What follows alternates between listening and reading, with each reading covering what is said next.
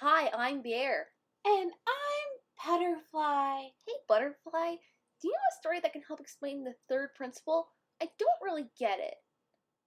Yes, I do. It's called The Answer is in Your Hands, and it's a story. There once was an old woman who lived by herself near a small village. Rumor had it that she could always accurately predict when the rain would come, or heal the sick child with herbs, or calm angry neighbors and help them resolve their fights and their arguments. People came from all over the land to meet with her and seek her advice on matters both small and great. Her reputation was such that it was said that she was never wrong, not ever. Some of the children of the village didn't believe that it was possible to always be right. Surely she could not know everything. They decided to test her knowledge. First, they asked her to answer questions about the planets, the animals, and the world. No matter how hard the question, she always answered correctly.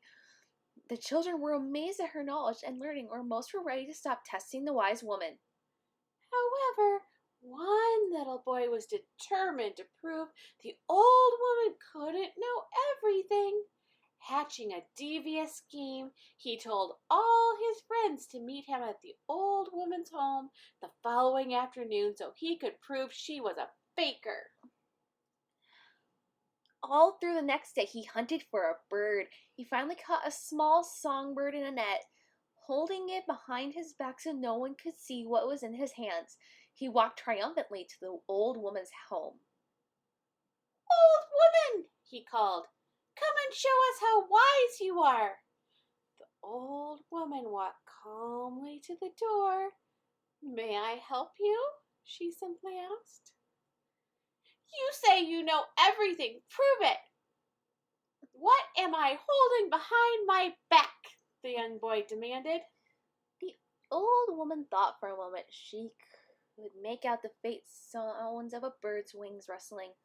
"I do not say I know everything, for that would be impossible," she replied. "However, I do believe you are holding a bird in your hands." The boy was furious. How could the old woman possibly have known he had a bird? Thinking quickly, he came up with a new scheme. He would ask the woman whether the bird was alive or dead. If the woman replied alive, he would crush it in his hands and prove her wrong. If she answered dead, on the other hand, he would pull the living bird from behind his back and allow it to fly away. Either way, he would prove his point and the wise woman would be discredited. "Very good," he called.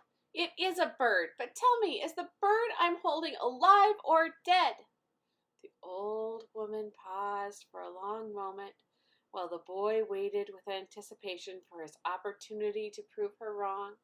Again, the old woman spoke calmly. "The answer, my young friend, is in your hands. The answer is in your hands."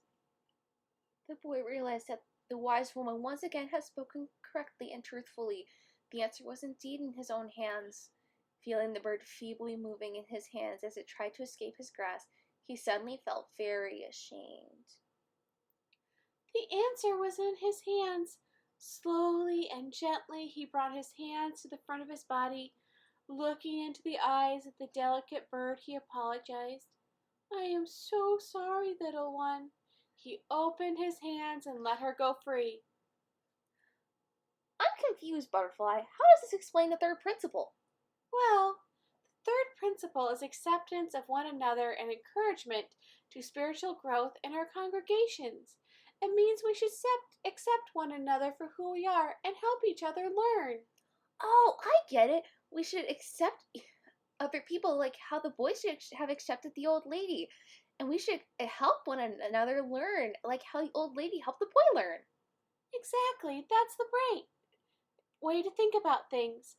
Every day we learn from one another. And who knows, if you have a question, the answer might be right in your hands. Or pause, in your case, Bear. Goodbye for now, friends.